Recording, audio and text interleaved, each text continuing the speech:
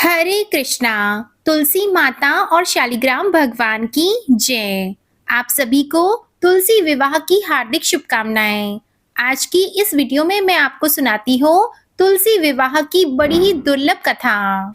एक समय एक कुटुंब में ननद और भाभी साथ साथ रहती थी। ननद का अभी तक विवाह नहीं हुआ था।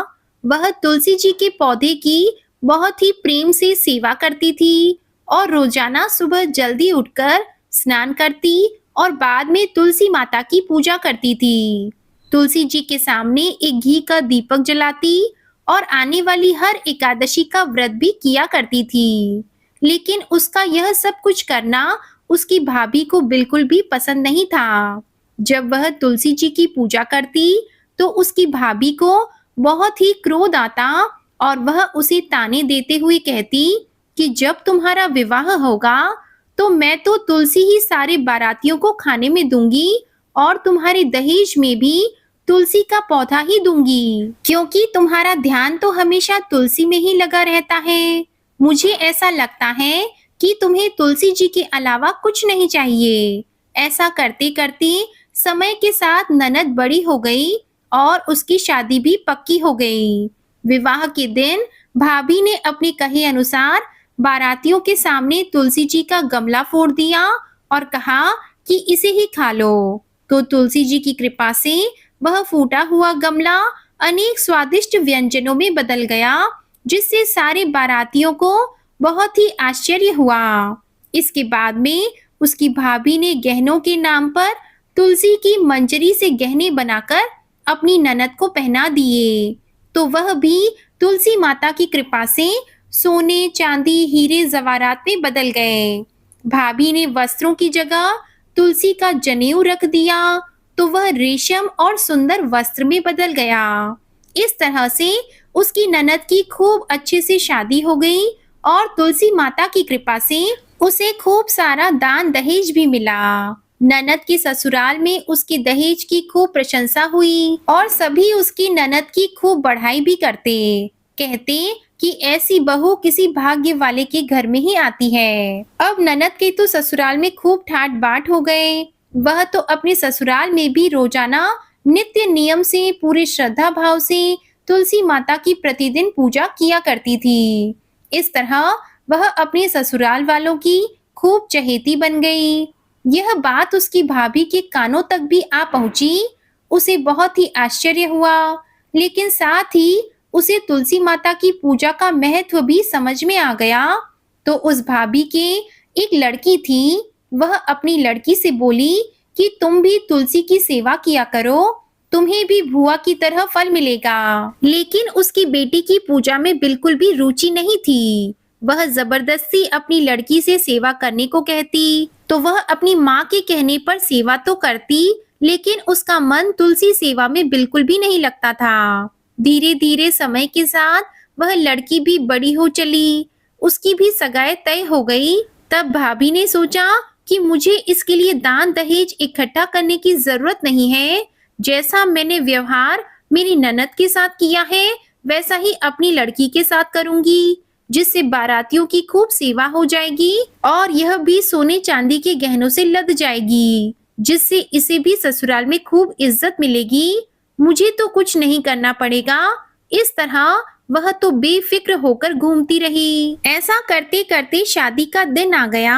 जैसे ही बारात आई तो उसने बारातियों के सामने तुलसी का गमला फोड़ दिया, लेकिन इस बार गमले की मिट्टी मिट्टी ही रही। सारे बाराती कहने लगे कि यह कैसा अपमान है। बारातियों का ऐसा स्वागत हमने तो आज तक नहीं देखा है और ना सुना है। बारातियों का इस तरह स्वागत किया जाता है। इस तरह बोल बोलकर वह भला बुरा कहने लगी। तो भाभी तो चुपचाप खड़ी हुई देखती रही। उसकी समझ में कुछ नहीं आया, लेकिन जैसे ही उसके फेरों का समय आया तो उसने अपनी बेटी के गले में भी तुलसी की मंजरी से गहने बनाकर डाल दिए। लेकिन इस बार मंजरी पत्ते सब वैसे ही रहे। जनेऊ ने भी अपना रूप नहीं बदला। अब सभी लोग बाराती सारे भाभी की बुराई कर रहे थे। किसी बड़े बुजुर्ग के समझाने पर उन दोनों का विवाह तो करवा दिया गया और बारात भी अपने घर चली गई।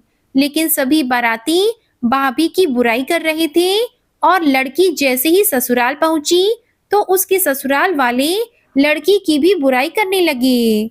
उस लड़की की शादी में उसकी बुआ को नहीं बुलाया था। जब से वह इस घर से ब्याह कर गई थी, तब से वह अपने ससुराल में ही रहती थी। उसकी भाभी कभी भी अपनी ननद को अपने यहाँ नहीं बुलाती। तो एक दिन उसके भाई ने सोचा कि मैं मेरी बहन से वहीं पर मिलकर आ जाता हूँ और उसे बता देता हूँ कि तुम्हारी भतीजी का विवाह हो गया है। अब उसने अपनी पत्नी से कहा कि मैं अपनी बहन से मिलने के लिए जा रहा हूँ, कुछ मिठाई और उपहार मेरी बहन के लिए दे दो। तो भाभी ने थैले में ज्वार भरकर कहा कि ये ले जाओ और कुछ नहीं है मेरे पास ले जाने के लिए। तो वह बहुत ही दुखी हुआ और दुखी मन से बहन के पास चल दिया। रास्ते में वह यह सोचता रहा कि कोई भाई अपनी बहन के घर ज्वार को लेकर कैसे जा सकता है। यह सोचता हुआ जा रहा था, तभी उसे सामने गौशाला दिखाई दी। तो वह गौशाला के पास रुका और ज्वार का थैला ले जाकर गाय के सामने पलट दिया। तो वहां पर गाय पालने वाले ने कहा कि भैया, आप यह क्या कर रहे हैं? गाय के सामने हीरे मोती और सोने क्यों डाल रहे हैं? आपको क्या हो गया है? आपकी तबीयत तो ठीक है। तो यह सुनकर उसने अपने ज्वार से भरे थैले की ओर देखा, तो थैले के अंदर ज्वार की जगह हीरे मोती बन चुके थे। यह सब देखकर वह बहुत ही खुश हुआ और खुशी से उसकी आंखों में आंसू आ गए। तो गाय पालने वाले ने कहा कि भैया, क्या बात है? तो उसने सारी बात उसे बताई और फिर हीरे मोती से भरी हुई थैली लेकर अपनी बहन के घर की ओर चल दिया। जैसे ही अपनी बहन के घर पहुंचा तो बहन ने अपने भाई को देखा। तो देखकर वह बहुत ही खुश हुई और उसके भाई ने उसे बताया कि बहना, तुम्हारी भतीजी की शादी कर दी है। मेरे काम ज्यादा होने की वजह से तुम्हें मैं लेने के लिए नहीं आ सका, इसलिए अब मैं तुमसे मिलने के लिए आया हूँ। यह कहते हुए हीरे मोतियों से भरी हुई थैली उसने अपनी बहन को पकड़ा दी। उसकी बहन तो सब कुछ जानती थी, लेकिन फिर भी जानबूझकर अनजान बनते हुए उसने कहा कि कोई बात नहीं भैया, मैं यहाँ पर बहुत खुश हूँ। तुम्हारे आशीर्वाद से मुझे यहाँ पर सब कुछ मिल गया है। तो अपनी बहन की ठाट बाट देखकर वह बहुत ही प्रसन्न हुआ और मन ही मन भगवान का उसने धन्यवाद किया। इस तरह सच्चे मन से, पूरी श्रद्धा से तुलसी माता की पूजा करने से बिन माँ की बच्ची को सब कुछ मिल गया।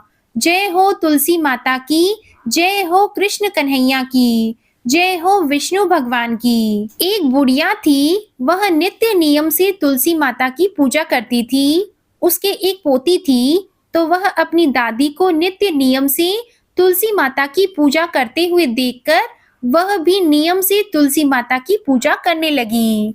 अब वह रोजाना सुबह जल्दी उठकर स्नान करने के बाद में सबसे पहले तुलसी माता को जल सींचती, उसी के बाद कुछ खाना पीना करती।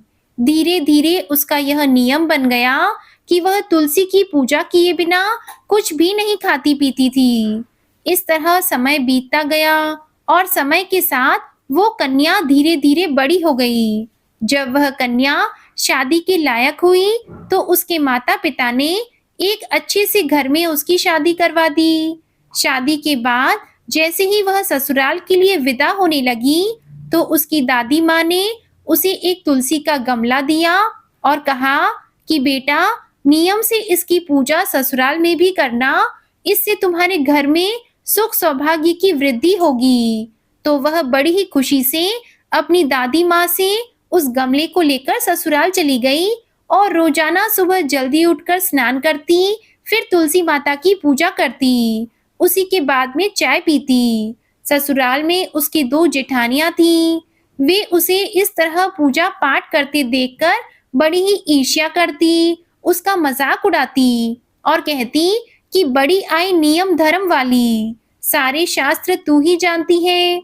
सुबह का काम काज न करना पड़े इसलिए बहाना बनाकर तुलसी की पूजा करने के लिए बैठ जाती है। ऐसा करते करते एक दिन दोनों जेठानियों ने कहा कि क्यों ना आज हम इसका गमला छुपा दें, देखते हैं कि यह पूजा कैसे करेगी। तो उन्होंने वह गमला ले जाकर छुपा दिया। वह कन्या स्नान करके इधर-उधर अपना गमला ढूंढती रही। काफी देर बाद ढूंढने पर उसे गमला मिला तो उसने पूजा की और उसके बाद में ही भोजन किया। अब उन दोनों जेठानियों का तो रोजाना नियम बन गया। वह उसकी तुलसी के गमले को उठाती और कहीं ना कहीं ले जाकर छुपा देती। लेकिन उसने अपनी जेठानियों को कुछ भी नहीं कहा। वह अपनी श्रद्धा से इधर-उधर ढूंढकर जब भी उसे गमला मिलता तो उसमें जल सींचकर उसी के बाद खाना खाती। तो एक दिन उसकी जेठानियों ने गमले को वहां से उठाया और दूर ले जाकर जंगल में फेंक आई। तो उस दिन उस कन्या ने स्नान करके गमले को खूब ढूंढा पर उसे गमला नहीं मिला।